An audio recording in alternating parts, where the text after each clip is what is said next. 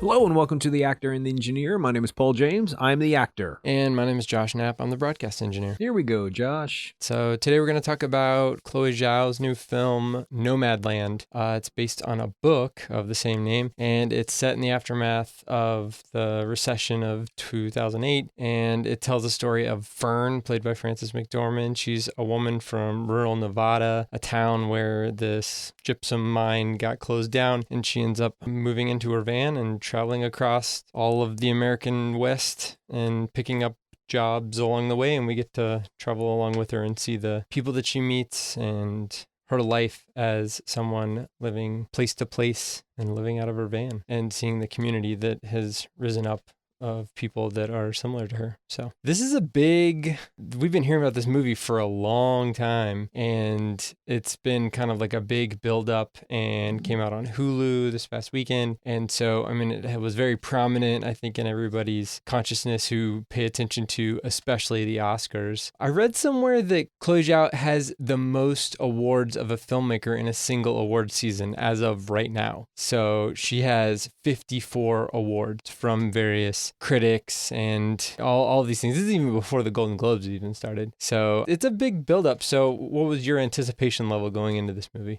Extremely high. Yeah. Extremely high. I've been looking forward to this film for a long time, and as soon as I got my Hulu account set up, that was the first thing that I did, and I think it was kind of late, and I think I stayed up kind of late to finish it. And there's not often, it happens sometimes, but it's not often that a movie actually exceeds its hype. It lives up to its hype and it exceeds it. And this is an example for me. I am in love with this movie. I don't have a bad thing to say about it. I rode the roller coaster, and there's a lot of great things, and I think it comes down to simplicity and effortlessness, and I'm sure it took a lot of work and pain and struggle and anxiety to get this film made, but it doesn't feel like it on the screen at all. I loved it. And you? Yeah, I mean, I had high anticipation for it, but this was an interesting situation in that I knew very early on that this was going to be a movie that we were definitely going to talk about, and a movie that was definitely in the kind of like Oscar race or awards season race in general. And so I purposefully didn't seek out any information about it. I never saw the trailer, which is very rare for me. And in fact, when I was telling Steph, she's like, "What are you watching this week for the podcast?" And I said, "It's a movie called Nomadland." And I was like, "I will play you the trailer, but I'm going to leave the room because I don't actually want to see the trailer because I love it. Yeah, I have these, like, I wish I could do that with more movies. I really do. And it's a lot easier. In a lot of ways, it's easier since we're not going to the movie theaters. So often it's kind of difficult to kind of like plug your ears and close your eyes and hope you don't see or hear a certain thing from the next, whatever, Christopher Nolan movie or whatever. So, but in this case, I was able to do that. And I'm glad that I was able to do that because I didn't have any visual concept of what the film looked like going into the film. And that's the thing that struck me the most was the cinematography in this film. And it was absolutely beautiful. And I told Steph, we were probably like halfway through the movie. Oh, by the way, she wanted to watch it. So that was, I was like, I don't know. I mean, tell me if you want to watch it or not. And she was like, no, this looks really interesting. And so, yeah, she was on board. But yeah, we were halfway through the movie and I was like, this movie is like almost all shot in magic hour or golden hour or whatever you want to call it. That kind of short period of time between right as the sun is rising or right as the sun is setting. And I was just amazed at some of the images that they could get out of just what some could consider would be a desolate, arid landscape, but they were able to romanticize it in a certain way and make it look rich and full of life. And it helped to, I think, bolster the stories of the people that were associated with the film and especially the main character of Fern. So yeah, I mean, that was the thing that was number one for me. And I kept on thinking, this podcast has kind of gotten me. I kick into, okay, there's some acting stuff going on here. And there's some definite differences between the people that are shown on screen. Because one big thing that I learned subsequently is that most of the people in this film are not professional actors, which we've seen before. I mean, that's not something that's never been done before. I mean, even just in the last few years, we talked about Florida Project. I mean, there's other films where this has been done before, but the hard part, I think, is trying to integrate those non-professional actors to the professional actors. So I wanted to get your opinion on that. How did you think that, especially the interactions between Frances McDormand specifically and then most of the other people in the film, like did it feel organic to you? Was there any kind of like dissonance there between those interactions for you? None whatsoever. And organic is the perfect word. And forgive me if I use it over and over again, because Fern feels like an organic, lived-in character. And we have seen Frances McDormand do this before, put in high-quality performances, which is pretty much her career. And she slotted for her third Oscar nomination. She will receive that. And it's more than likely at this point that she'll receive the Oscar a third time. Deservedly so. Before I answer your question, I do want to point out, do you remember when I mentioned in One Night in Miami, Leslie Odom Jr.'s Oscar nominatable moment comes at the very last moment of the film? Yeah. The very last shot. Frances McDormand, Oscar winning. I said Oscar winning. That might have been it might have been her. If she does win the Oscar, how's that? Her Oscar winning moment will have come in the first 2 minutes of this film. When she opens that storage unit and finds that jacket, it's soul crushing. I rewatched about another 45 minutes of the film today, and I pressed pause after that moment because it affected me so deeply. She says so much in one moment by saying nothing. I don't even know what the words are for it. I don't understand how people do it. I'm not envious. I thrive to be there, but I probably could have watched that 3 minutes and I would have had all I needed to know about this movie. I'm not saying I wouldn't watch the next 2 hours of it because I'm glad that I did, but there's so much just in that first scene, and I timed it this time, and it's 3 minutes when she grabs that jacket. So to answer your question, I think if the characters were asked, or the actors, and if you go to IMDb and you look at the cast and crew, there are no pictures except for David Strathairn. Yeah, and Frances McDormand, and I think the one of her friends, the what's her name? Swanky. Didn't you see the flag? She says. I love that scene. Didn't you see the flag? I get it, Swanky. You just want to sleep. Get away from my van, Fern. Anyway, if they were asked to do traditional acting things, they were asked to be in a David Mamet play, or they were asked to be in a scripted drama, because this feels like things were scripted, but it also feels like there's some improv there too, and there has to be. So when you meet up with the guy who Bob Wells, I love that guy, Santa. When you meet up with him, he's instructing them about his philosophy about being on the road and the tyranny of money and capitalism and all that other stuff. So if he was just sitting there trying to emote in a character that was written for him that wasn't himself, I probably might have a problem with them. But everything else feels lived in and organic and natural and just effortless. And so I had no problem with it. I did the opposite you did. Every time this trailer came up somewhere, I watched it. I investigated it. I knew a lot about it beforehand, and I did know Chloe, is it Zhao? Is it J? I think I've heard Zhao. Zhao. Okay, it's going to take me a little bit. Chloe Zhao. I'll just go with that, and I'll just pretend like I know what I'm talking about. I knew that she was a front runner, and I knew that she statistically were breaking a lot of the glass window when it came to directing. So I knew a lot about it. But when they would show a clip that was a non-actor speaking, I thought, am I going to have a problem with this? Is it going to feel like Fern is walking around in a documentary and she's acting in a film, but they're filming a documentary? What is this all about? But it doesn't. It just doesn't at all. I think they asked just enough. Linda May, I believe, is her friend. They asked just enough of her. She has a nice little moment in the beginning of the film where she talks about why she's where she's at. And it's very quick. It's not that long. It sounds like it's her actual story. So maybe that's why it resonated with me on the level that it did, because I think Frances McDormand had a harder job trying to blend in than they did trying to be themselves. Well, I think you hit the nail on the head by saying that they were not asked to do anything more than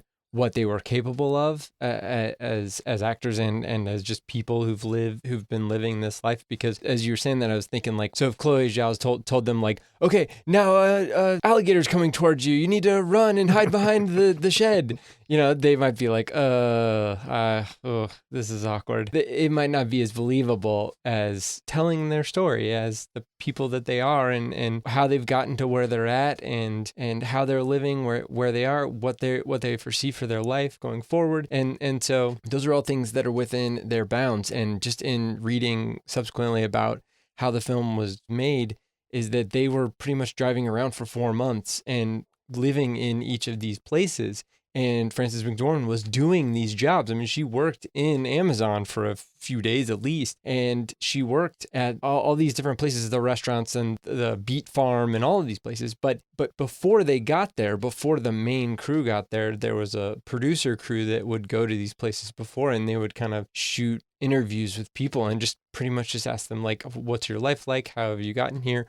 What kind of stories do you have? All these things. And they would send all that to Chloe Zhao, and she would sift through that and be like, okay, I think that, we want to use this person and either have them modify a story a little bit or change things or at least focus on this.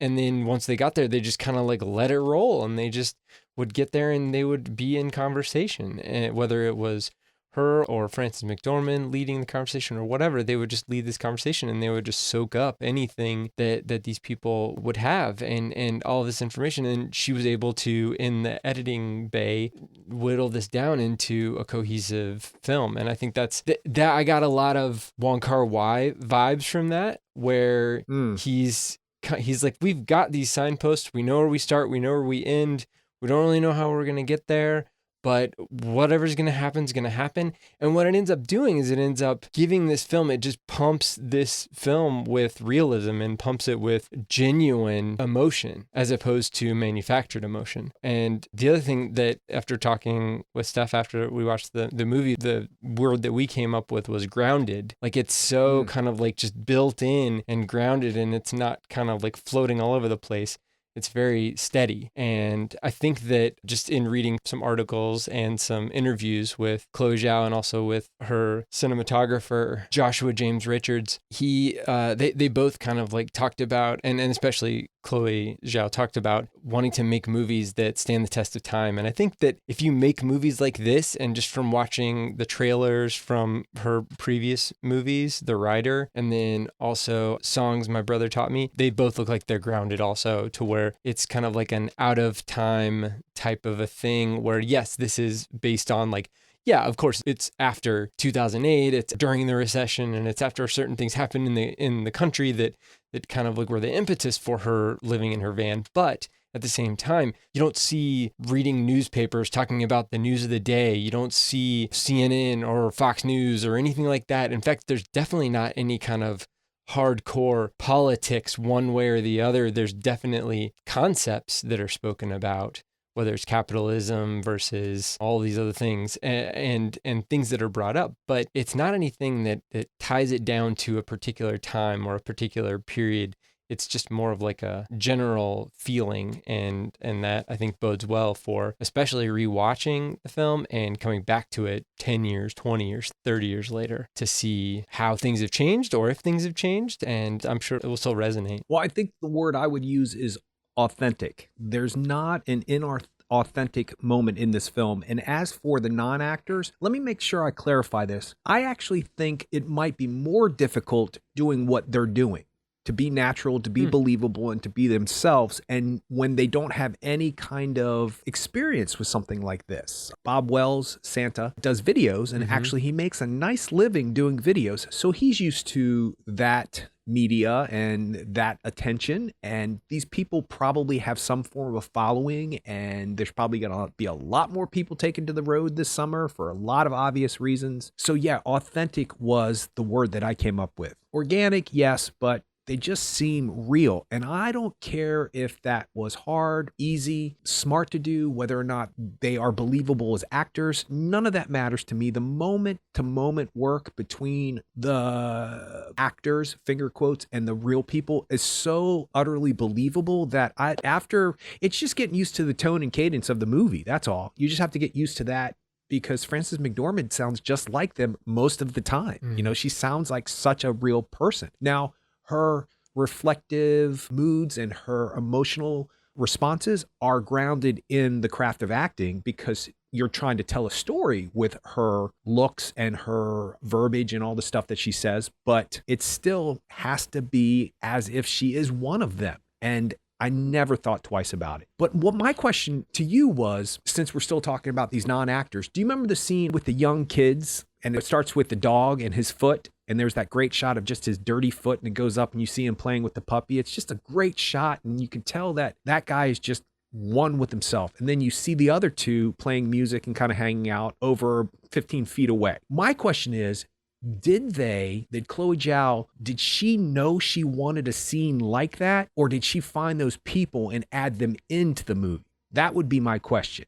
I'm sure Linda May and Swanky and Bob Wells and all of those people were rounded. The story was rounded after meeting them. Like, she probably had a fully formed story around those people with Fern's character intertwined. But was the idea to find people who fit these real people, or did the real people inspire her to put them in her film?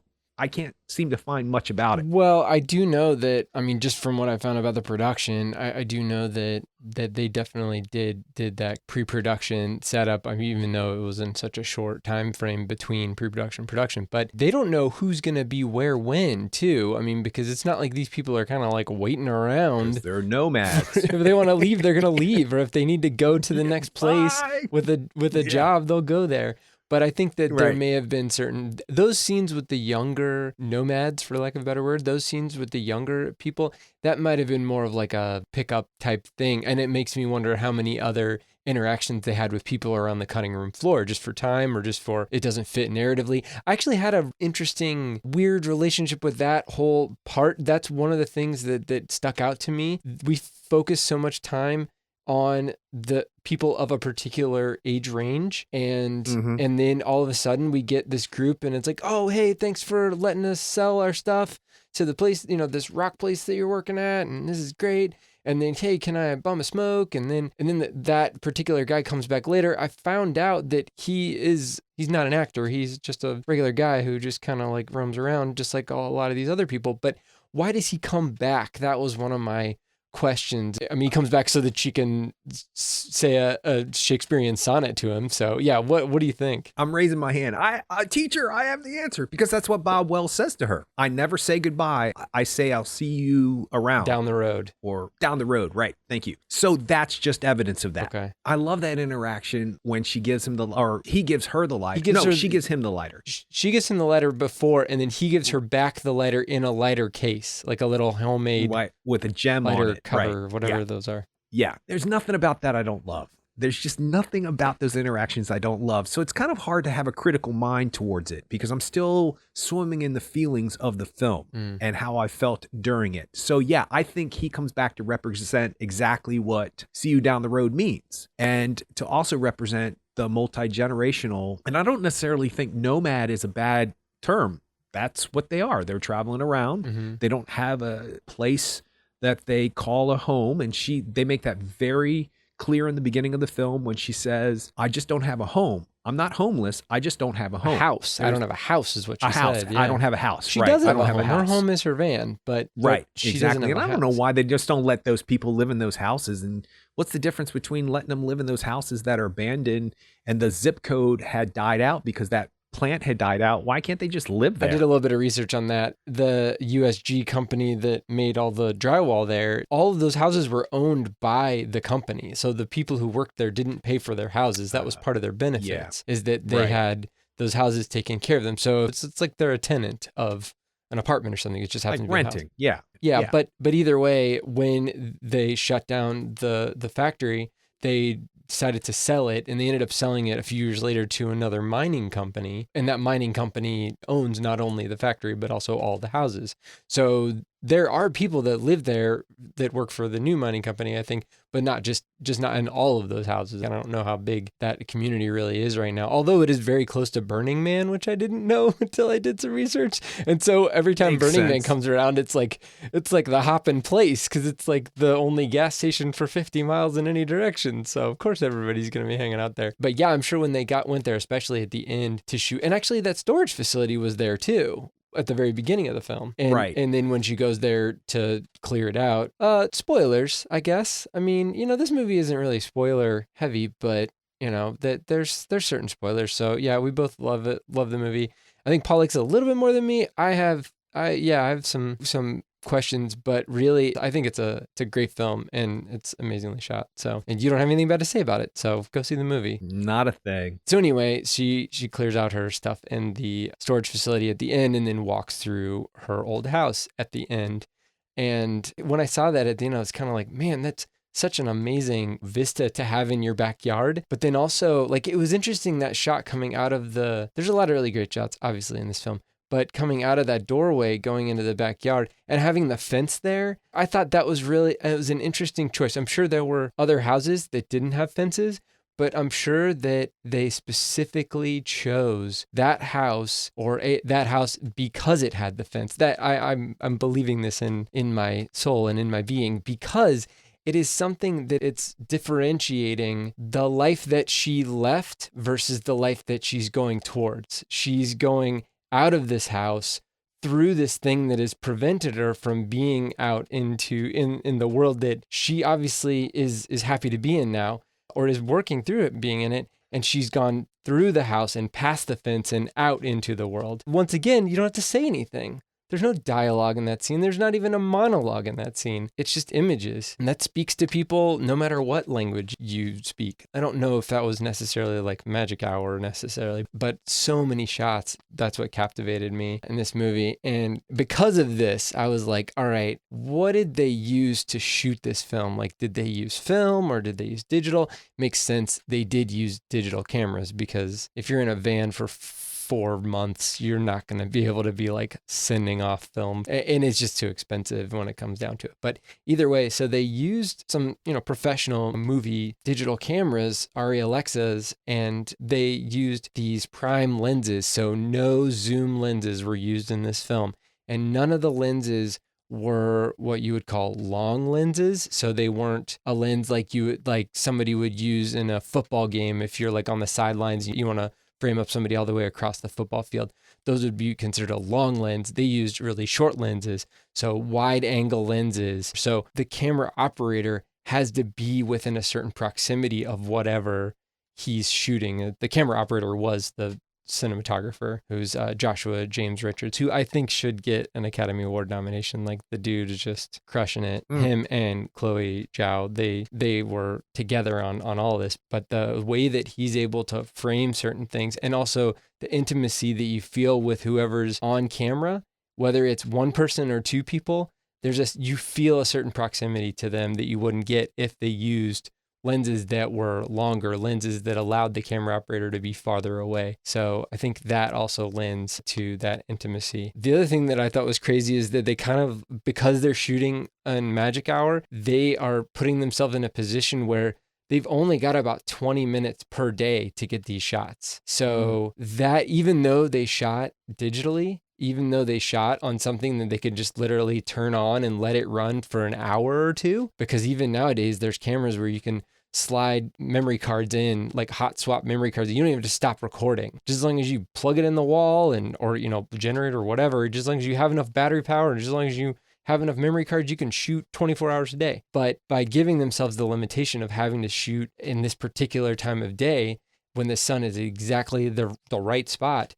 they're giving themselves a sense of urgency. And that's actually what film used to do, is you've only got, sometimes you only have like 3, 4, 5 minutes in a magazine of film. And then you got to stop down and you got to change the film out, and it might be 20 more minutes, and then you got to start over again. But you're kind of like preparing all day for this 20 minutes of just intense focus, and that had to be super serious for them. And they're kind of like manufacturing obstacles to move through, which you've talked about in the past is something that actors love. No, I do. Yeah, it's a little bit different, but yeah, I can see how you're saying it's the same thing. I have rarely seen a production that has had the right amount of money, the right amount of actors, the right costumes, the right production value, with the exception of Broadway, that is so high quality that comes across authentic. Usually when you have to struggle and you have to spend your, I always call it the fence money, because we did Godspell in high school, and the fence that we put up, a wired fence. What are those crisscross fences called? In every playground. Chain link fence. Chain link. Anyway, that fence cost a lot of money. So it cost a lot of the budget. It spent a lot of the budget. And then we had to scrimp and save and do a bunch of different things and have bake sales and all that other stuff. And then we had to use costumes, and then we had to use all this other stuff that was hand-me-downs. And then we have to go to this old costume shed and get costumes and blah, blah, blah, blah, blah. But what that did was build this energy about making a production. It brought us together. And it is probably the first time on stage that I've ever felt whatever an actor feels with satisfaction of an audience standing up and applauding. It's the first standing ovation I've ever been involved in, and meaning being on stage and having a crowd stand up. That's a crazy feeling. That's a crazy feeling. But if we hadn't put that effort in, that probably wouldn't have been as satisfying. It wouldn't have been so meaningful. And I can remember it like it was yesterday. That's how loud it was when they stood up. And it was every night. And it wasn't just because we're supposed to, and that's my son up there, or that's my daughter up there, or that's my best friend in high school. It wasn't that. It was powerful. What we did ended up being powerful. And it's because we struggled. So I can understand where this film probably had a lot of difficulties with it being, you're living in your van and filming a movie. There has to be obstacles. Where did they go to the bathroom? Yeah. Was there always a porta potty?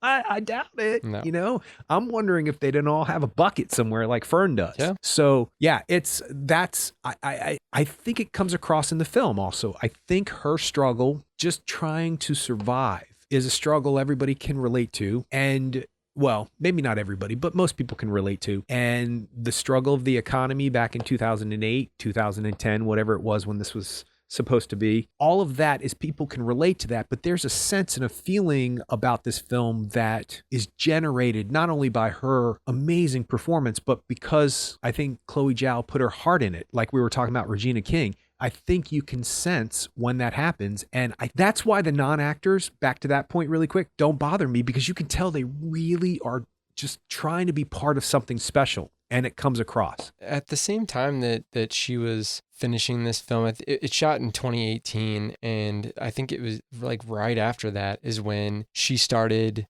her next movie, which is a movie that's also going to come out this year, I think. The Eternals, which is a new Marvel film, which has Angelina Jolie. I know Kumail Nanjiani's in it, and I believe it's got the first LGBT character in it in the Marvel MCU. So, I mean, it's something like that where you are wondering, what's the exact opposite of this movie? Is it a Marvel movie, or where is that? It's a good headline to say, like, Chloe Zhao goes from, one extreme to the other extreme. But I think that there's definitely going to be a lot more nuance in a movie like The Eternals than in, I don't know, Batman Forever or something. But what do you think drew her, just after seeing this film, what do you think drew her to the challenge of directing a movie like The Eternals? I mean, I guess you could ask that of Patty Jenkins for the first Wonder Woman movie, and That's now true. the second one also. Monster is what she was famous for, if you will. And that's a small budget film and about two characters and a character study, and it's intense. So I don't know. I think that all directors like a challenge, and I don't think how big of a scale of a film is, or how small of a film it is, or how much they have trailers, or they have craft services, or they don't have buckets and they actually have bathrooms. I don't think that's what attracts a director to a project. It's probably the challenge of her wondering if she could do something like that. And my understanding is the same cameras that they use in this film, they also used in the Eternals, and that was unusual for Marvel. Like, Oh, Chloe Zhao was like, I want to use these huh. cameras. There's a specific type of camera that she used, and she said they don't use them that often. But you have to get used to them. You have to learn about them. I'm not sure what Well, kind. I that's guess whatever interesting. you were Yeah, talking. the Arri Alexa is pretty much standard for most Hollywood productions. The Arri Alexa Mini specifically is what they used in this film. It's what they use in a lot of movies. They did use another camera. They used one that's like a shoulder mounted camera. It's very similar to the Alexa, and it's a lower resolution. It's like more like HD versus 4K. But the Alexa Mini is more of like a 4K movie camera. That's not an off the wall kind of camera. But still, either way, I mean, it's good that she stood up for what she was comfortable with,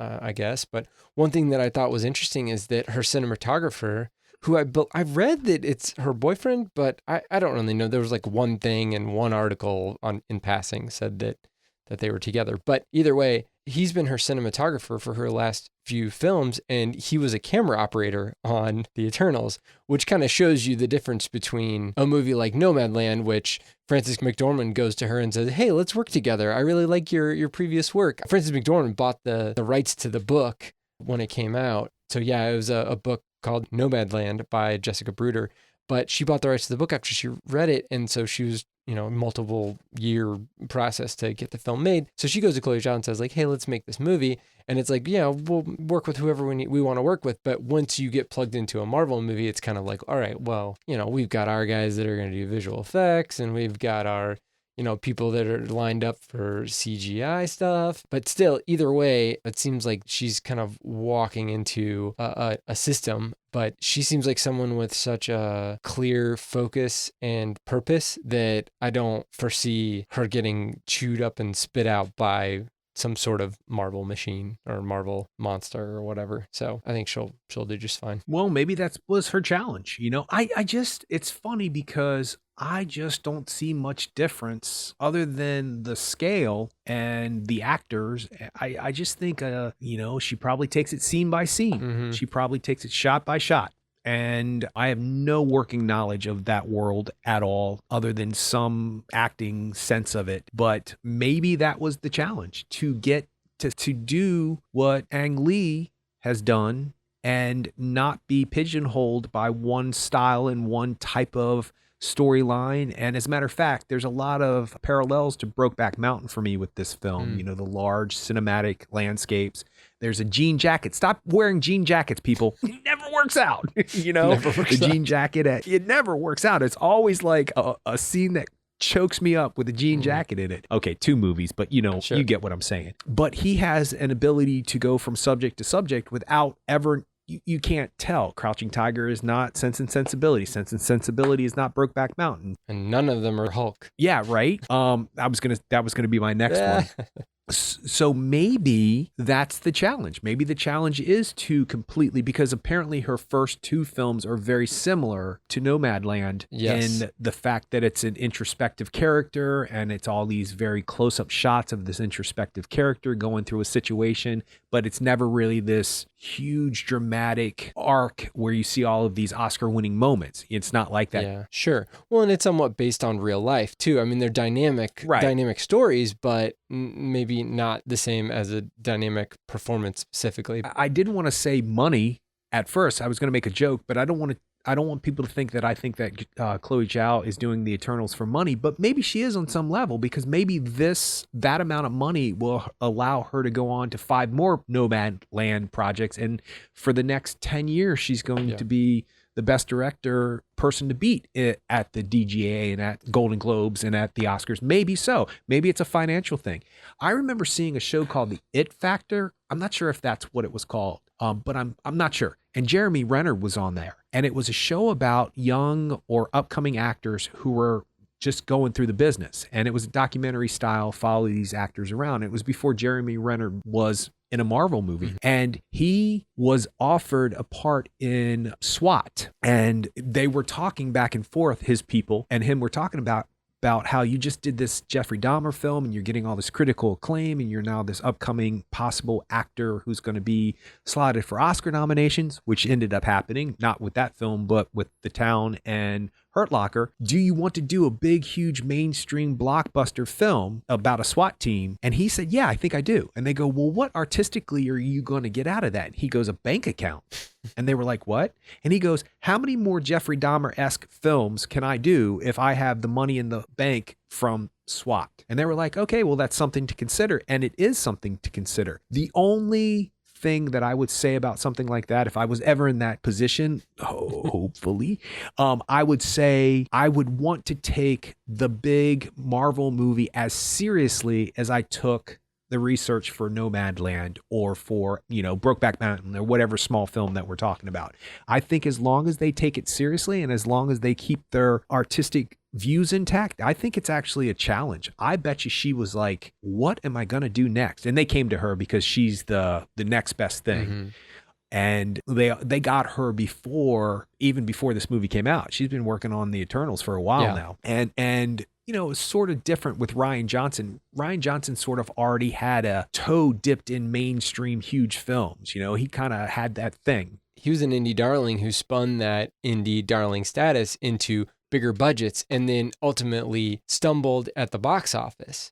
That doesn't mean, I like Brothers Bloom actually, but it just kind of like, it didn't materialize in the same way. Even with Looper, it was something, but it wasn't enough to rise above to allow him to do whatever he wanted, however he wanted. So when he's still viewed as someone who's valuable and who Lucasfilm and Kathleen Kennedy specifically is willing to allow him to kind of like have his spin on something like, I'm sure she picked him as a writer and director, but I think mainly she probably picked him as a writer and his capabilities as a writer. And then when he's able to make his spin on Star Wars, it's a ballsy move for her and for him, really, when you think about it. But either way, it obviously worked. Also, just in looking at the cast of this film, I think that if they told her, hey, you get to work with Salma Hayek and Angelina Jolie and Richard Madden and Jim Machan and Kumail Nanjiani and Barry Kogan and Brian Tyree Henry. It's just like, really? All of these people all at once? Okay. That's not too shabby. It's going to be interesting no matter what, but I'm sure it'll be in good hands. So I watched A Glitch in the Matrix this weekend too, and it was so weird. On the same day that I watched this movie, and it was interesting, the parallels between that. But A Glitch in the Matrix is a movie. It's by Rodney Asher, same guy who did Room 237. He also did a movie called The Nightmare about people who don't, like, they are in a nightmare and they can't wake up, or like they can't move their body, and it's just like it's like a waking nightmare. I don't know. It creeped me out too much. I didn't even finish it. But Room 237 is great because it's about like 5 different people's theories on what The Shining is about, but he does it in a way that it's not judgy on what they think. He's just kind of like letting them lay out their opinions or letting them lay out their theories. So in the same way, Glitch in the Matrix is about, it's about this theory that's like a simulation theory, that we're all living in a simulation. So Philip K. Dick had this theory back in the late 70s and even like did some talks on it. And Elon Musk more recently has talked about it, and that has kind of brought it back more into the public consciousness a little bit more. But really, it's similar thing. A handful of people talking about their experiences and why they feel like we are living in a simulation. And these people have kind of gotten themselves, like, they are living in a world that they don't feel a part of. And I think that in the same way in Nomadland, you've got a group of people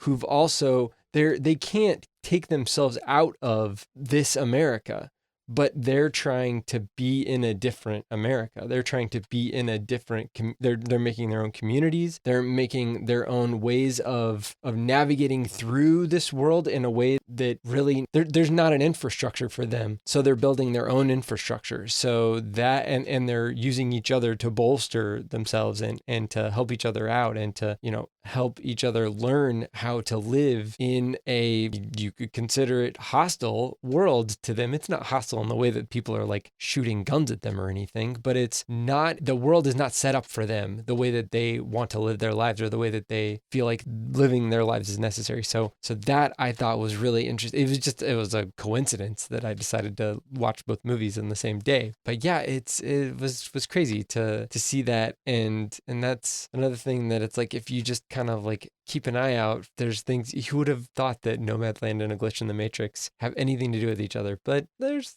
some similarities there. But if you're weirded out about simulation theory, definitely do not watch A Glitch in the Matrix, because I mean, it's a little messy, but it doesn't bother me. Like, simulation theory does not bother me, or like thinking about simulation theory, that we are living in a simulation and that we're not actual whatever. I don't know, that we're not the only universe. Like, it doesn't really matter to me, because it's like an ant doesn't think that, oh, there are sentient beings that are above me that could step on me at any moment. Like, I really don't think an ant fears a human stepping on them. And that would be a very similar thing, where I don't fear some sort of like video game player in some other universe or some higher realm doing something to me. I don't know. I lose zero sleep over that. But now, being in a waking nightmare, totally different story. But, you know. Yeah, I'm not ready to experience either of those two things. And I am, I'm interested in the Glitch in the Matrix movie, but I can't do it right now. I can't do it. Solid ground is not where we're at in 2021 just yet. I don't need anything messing with my mind. And I don't know if I ever told you the story. I think I have. But the very first time I ever saw The Matrix was the first one I didn't see in the theater. It was on HBO or whatever. And I watched it and I was like, whoa, like, wait. And my roommate came home and I said, have you seen The Matrix? And he was like, yeah. I was like, that's not really happening, is it? And he was like, what, that we're in a simulation? And I was like, yeah, I feel like that might possibly be true. And I want a new program. I want to come out and go back in. And he goes, how much pot did you smoke today? And I go, that's not the point. The point is that this movie has freaked me out. And ever since then, I have had thoughts that, you know, there's a lot of theories that have been floated around, and I have been a creative person my whole life. So a lot of people I meet are very unique, and they have very unique individual looks at the world. There was one guy who believed that everything behind you really didn't exist until you turned around and looked at it. That's totally a thing in this movie. Oh, then I'm definitely not watching that movie, because that, I almost cussed. That messed with me hardcore, because nobody on the podcast can see this, but I literally was like trying to figure out how fast I could turn around to see. And then the whole idea that multi-universes and all that other stuff, that stuff racks my brain for the longest time. We've talked about this a million times. My suspension of disbelief is strong. And so if you present something in a realistic way, even if it's fantasy, I buy into it. That's why I can't be in a waking nightmare. I can't do that. No. I've done that in my dreams, and I don't want. I don't really like being. I don't like nature shows with where they go, especially underwater, through all those caves, and they have like an inch of rock space between their body and rock, and that then they squeeze into stuff. No, I had dreams when I was a kid for years of waking up in some kind of cement tomb, and all I had was an inch of space between me and the cement, and I could just jump my head a little bit. Yeah, so no, I can't do it right now. But yeah, that being in a simulation theory has been in the back of my mind ever since The Matrix. And ever since all these wonderfully exotic people that have come into my life. But I like I saw what you did there, how you compared it to Nomadland, where these people don't feel like they fit. So they have to go searching for where they fit. And I'm not even sure she fits. Fern, the character, fits in this world. She just doesn't have a choice. I have had and I'm going to make this public now, I've had a fantasy for years now to get in a van. And I was raised a Boy Scout. I can sleep in a tent. I'm pretty good at it, actually. I enjoy camping. And to go to a bunch of states that I've never visited and see what their local theater is doing. Audition for a play and maybe do a play in Arkansas. And then get back into the van and go over to North Dakota and see if anybody wants me in one of their plays. And just go around the country from spring until... Really, you could do it until the new year, because they do productions all the way through those 6-7 month period of time. And my destination would be in search of that play. I would look up what's going on in Arizona now. And if a play sparked my interest, I mean, I can't imagine looking up Norfolk Generic Theater and seeing the 2 plays that I've done there at this point and not wanting to go to Norfolk, Virginia and do that play and sleep in my van and get really close to the cast, because that's what happens. And by the way, can I sleep in your driveway? I don't want to sleep in your house. I don't want to have anybody knock on the door, and I don't want to poop in a bucket, but can I sleep at your house? I won't be a burden. Can I take a shower at your house? That kind of things. Fern's character was forced into a situation in Nomadland that I don't think, unless I was forced into, I would want to deal with. I wouldn't choose that without some conveniences. I need a shower. So I would need to go to a hotel room once a week. I could even do twice a month. I mean, who's going to smell me? You know, I'm going to be in a van by myself.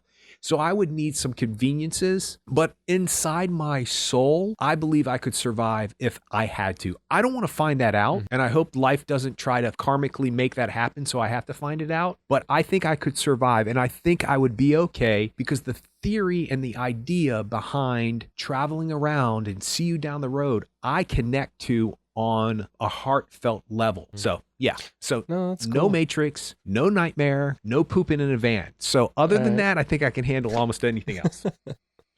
All right, well, so you've already kind of talked about the Oscar potential for this. I mean, is there anything that you missed? I mean, you talked about Chloe Zhao, you talked about Frances McDormand. I mean, is this going to be one of those like 10 nomination things where it gets all of the things? Probably, and she's going to have most of them. Yeah. Oh, I think she will. Directed the film. She's edited the film. Yep. Yeah. What else did she do? She did quite a few things. And I think you're right about the cinematography. It's just beautiful. It's just beautiful. Yes, they picked the right time of the days, but they had to make it look right. They make it look how it looks in real life. The whole idea of sitting on the edge of a rock quarry or wherever they were at and looking at that sunset, I dream of it. You know, I can see myself retiring. That was the doing Badlands, like I think. that. Is that where those I think you're right. those things coming up from the ground? I think that was the Badlands. That's where David Strathairn was the guide. Yeah, I think that's the Badlands National Park.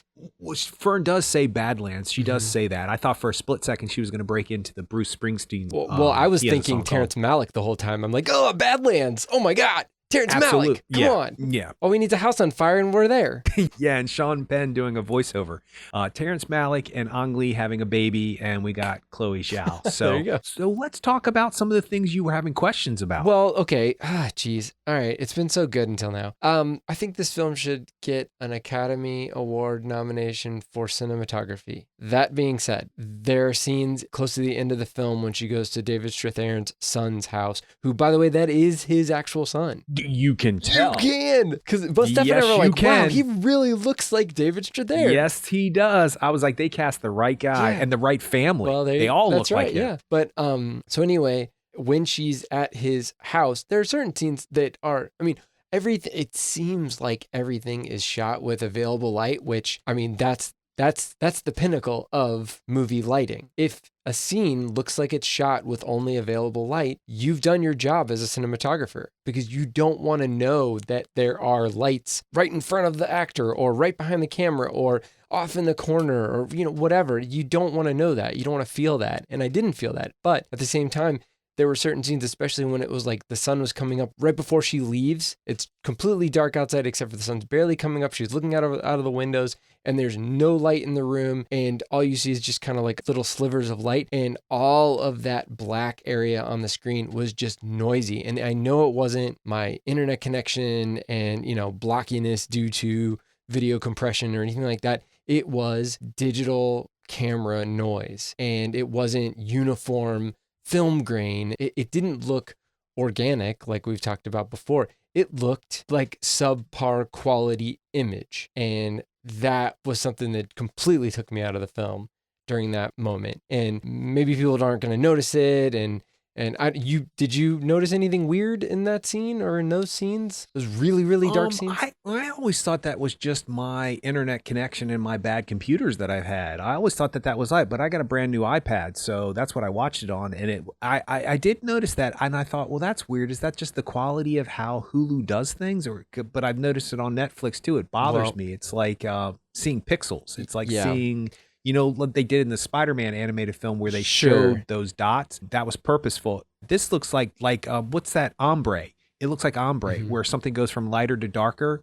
So when she's in the shot, it's a little bit lighter and then it gets a little bit darker, but you can actually see lines of space. Yeah, I thought that that was just me and my bad quality stuff. That's Yeah, interesting. what you're talking about is like light fall off on if you've got a window and you see a blank wall that's adjacent to that window, you see light fall off, which what it's supposed to do when you look at it in real life, you see it's a gradual darkening as you go from where Right. the window is to away from the window. But when you watch Netflix or when you watch Hulu or any kind of streaming service, they're going to have a limited amount of digital bins, digital buckets for color and light brightness information. So at some point you're not going to see that gradual analog light fall off. You're going to have like lines, or you're going to have these kind of quantization is what it's called. These kind of lines of like, this is this amount of brightness and this next section is this amount of brightness. And that's just what you're going to get. That's not even necessarily what I'm talking about. I'm talking about noise in the camera. Like they couldn't get rid of that noise when they were editing. There was no way, because it was in the camera. It was in the image. So that's frustrating. At the same time, now that I'm thinking about it, it was on Hulu, and Hulu does not offer 4K streaming at all. Any movie you see on Hulu is HD. So if you were to watch Nomadland in a movie theater, it would have 4 times as many pixels. It would still be projected digitally, but it would have 4 times as many pixels as what you saw on your TV or what you saw on your Hmm. iPad. And that does Hmm. make a difference. So that's also frustrating for multiple reasons. But that was the main like hang up I had. And it would have been one thing if it was just once, or if it was just a fleeting shot, but it happened a couple times, especially closer to the end of the film, when you're supposed to be, or when I'm supposed to be getting this emotional kind of buildup. And every time I saw it, I was like, oh. I mean, it would just be some sort of little like stick poking at you that's just keeping you aware that this is a movie and that there's limitations to this. Yeah, it's not an optimal situation. And so that was frustrating to me. I find it fascinating that that's what frustrates you. I'm not taking pleasure in the fact that it frustrates you. It's just that we just really do come from two different schools of thought on film. And I think it's brilliant. And I love hearing that stuff because I think it registers on some level to me, but I don't have the knowledge you have to understand what I'm actually seeing. So I don't really understand what you're saying by noise in the film. So if it was filmed on 35 millimeter film, Mm-hmm. would it have that same effect, or is that a digital thing? It is a digital thing, and it might have had first of all, you would have needed more light to even see the light outside if it was shot on film. And just because film in general needs more light than a digital camera needs. So there's that. And then at the same time,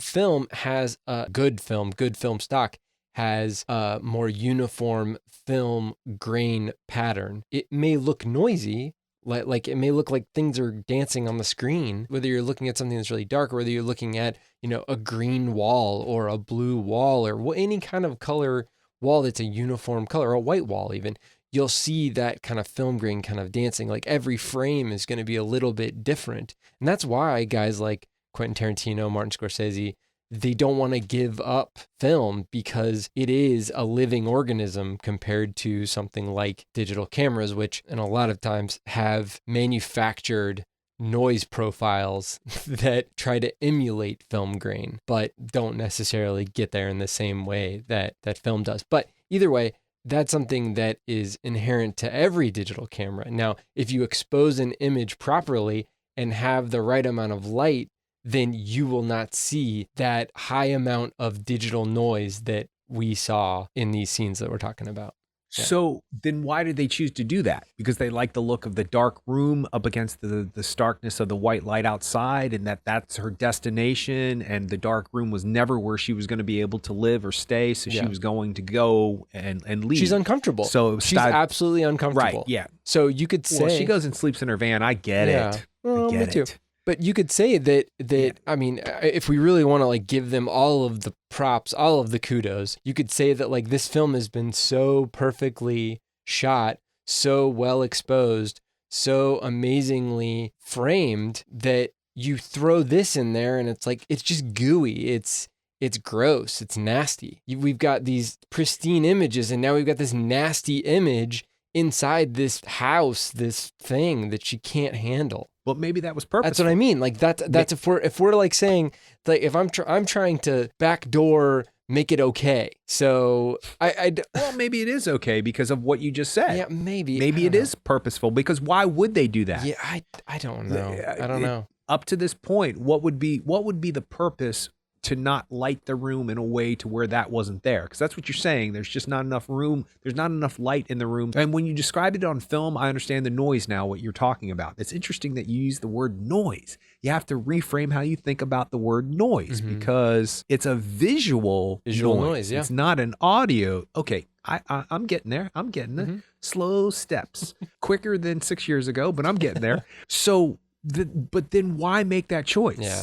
If you're going to spend all this time getting all these shots and doing all the things that you do, it can't be that she's lazy. I mean, she's getting ready to work with Angelina Jolie. I don't think you can be lazy when you're getting ready to do something like that. Well, maybe when she filmed this, she didn't know. I don't know. Well, and at the same, that's what I mean. Like it could have been like they've got 12 hours in this place, and like once again they've got whatever. They've got 15 minutes to shoot this scene, and it's like they got it, and then they moved on, and then by the time they looked at the footage, like crap, we were down 2 stops. We didn't have the right exposure in that scene, and they're just gonna make it work because of the performance. Okay, so you were saying that digitally people are trying to make that noise on screen to make it look like they're using film. Is there a way to remove that noise? Nope. No, there isn't. Okay. If that pixel accepted the light in a way that it made that group of pixels look blue when they were supposed to look black, it's blue. She could have digitally redone that scene. She could have gone that's what I'm asking. and done a visual effect that would have made it, I think it would have looked horrible. I think it would have looked worse because you would have been able to tell that there were digital, I mean, maybe not. I don't know. If she had the Marvel CGI people, the people who worked on the Eternals do it, maybe it would look amazing, but it probably would have doubled the cost of their film. So yeah, I don't know. I don't know. We're spending too much time on it, but anyway. So. No, I find it curious because if this is what is inhibiting your emotional journey through this film, and especially at the end when it's so pivotal that she's going to leave this place and then finally go back to where it began and talk about that beautiful scene that you talked about with the fence, and then we come full circle with the character, and then she walks out the backyard and then off into the distance, which she mentions in the beginning of the film about how even though they lived in these row houses, that it still was this beautiful thing. We would walk out our backyard and it was always there, and the mountain range was in the back, and so forth and so on. So you have to see that one last time before you have to move on with your life, forcibly so in her situation. But so why didn't they light the room the way that would have avoided this? So maybe I'm going to believe it was on purpose. I'm going to believe it was I hope it a is. stylistic I hope it choice. Was. Yeah. And the people that are going to be annoyed with it are it's a very small percentage of people, I think. But yeah, that drives me crazy though. When I see something and I can tell that the producers were like, nobody's going to notice that. I saw what? Oh no, I'm watching the Titans on HBO Max, which is really well done and brutal. Anyway, there's a scene where Superboy meets Kato, his dog, and there's obviously something on his cheek, maybe a little bit of jelly or something, and it's just a small little speck of stuff, but the dog goes right to it and drew my eye. I immediately saw it, and the dog, and it's a split second shot, and I was like, wait, was there really something there, or did I just see that? So I backed up, and sure enough, there's something on his cheek, and I think the actor, who's very good actually, don't get me wrong, I think he kind of messed up. I think he was supposed to stay at a certain angle so you couldn't see it, and it's just a small little, it's maybe the size of 4-pin tops. It's not big at all. And I saw it and I thought, did a producer see that also and say, oh, nobody's going to notice that? That I don't like because I saw it. Or is it just financially not feasible to reshoot it after they got the dog to do it 20 times? Yeah. And this is the best shot of both of them. So we're going for it. If you see it, you see it. If you don't, you don't. And you're right. Most people won't see it. But I don't think that's an excuse to not put your best quality work on film because you're thinking somebody's not there. You know, Josh is going to notice this in North Carolina, but nobody else will. Well, now I will because you just pointed it out to me. Yeah. So it actually exists. So it keeps going. Or maybe it's a glitch in your Matrix program that's allowing you to see things like that and not mine. Once again, I get paid to do this. Like, I mean, I was part of choosing our studio cameras. I mean, we literally did camera shootouts. We were looking at multiple cameras and comparing them, the image quality of them in different situations, and having to make these decisions that are years-long decisions and trying to figure out like how we're going to spend this large amount of money to make sure that we get the best quality for the best price and that it is going to look as good as possible. That's literally my job. So, I mean, it's one thing that somebody like me or the people that I work with pay attention to these types of things and notice them versus somebody just working down the street. So it's not a big deal. But that was one of the things where it just kind of rankled me. Well, I find that fascinating. And I also want to say that maybe when you go back and watch this film again, if you ever do, you'll take in more of that moment where she grabs that coat or that jean jacket. You'll take it in differently because I pointed it out to you. Yeah, and see, I'm enhancing your movie going experience and you're ruining mine. I'm just saying that's the... Well, that's my job. But, it is interesting. I didn't really even say anything about that first scene. It takes me a while to get acclimated with a film a lot of times, depending. Yeah. I mean, the best films will either like drop you in and then you have to catch up. And this one does that, but it does that in an emotional way as opposed to in like an action way or something. It's like, John Wick, it's like he's like slamming over people with a car and you're like, what are these? Why is he mad at these people? And it's like, oh, well, you'll figure it out later. Or they'll tell you later. But in this movie, it's kind of like, okay, I know something's happening here and I don't know how to clock it. I can see that there's emotions, but I know that that's going to get paid off later.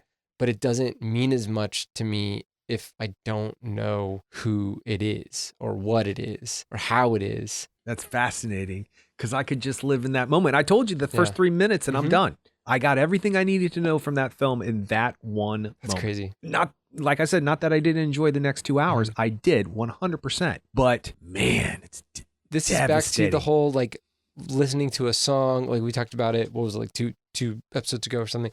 Listening to a song and not like I can listen to a song and not realize what the lyrics are, but still love it and still get so much out of it. Like I feel like I've extracted all I can out of a song and I don't even know the words. So you're extracting all you can out of the first 3 minutes of this film. You don't even know what she's sad about. Well, I figured it was the significant other. Well, you've seen the trailer, so you've got a little bit of a handle on some stuff, but you're right. I'm sure it's kind of dumb and slow, so I didn't really take that in. But either way, you're still extracting so much out of literally like visuals and sounds and without context, outside of context. And so that's the power of filmmaking right there. So that's cool. All right. You can check us out on the web at actorandengineer.com. You can go to facebook.com/actorandengineer and you can tweet us at actorengineer and you can find us on YouTube. Just search for Actor and Engineer Podcast and we'll see you next time.